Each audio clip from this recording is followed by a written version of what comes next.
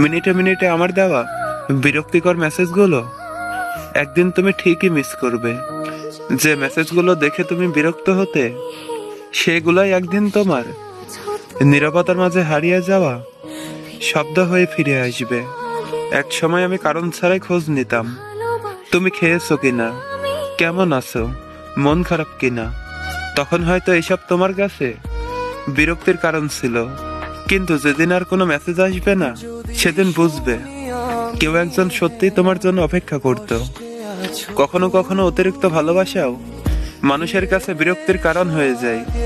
মিনিটে মিনিটে খোঁজ নেওয়া, বারবার মেসেজ করা, অপেক্ষা করা, এই সবার পেছনে যে একটা সত্যিকারের মায়া লুকিয়ে থাকে, সেটা সবাই বুঝতে পারে না।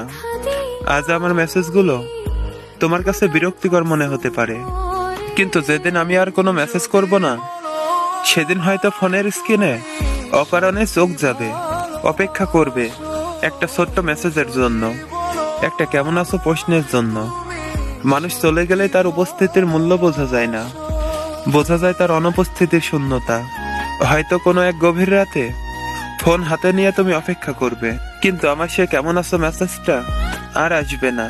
তখন হয়তো মনে পড়বে যে মানুষটাকে তুমি বিরক্তকর ভাবতে, সেই ছিল তোমার খবর নেওয়ার সবচেয়ে আপন মানুষটা।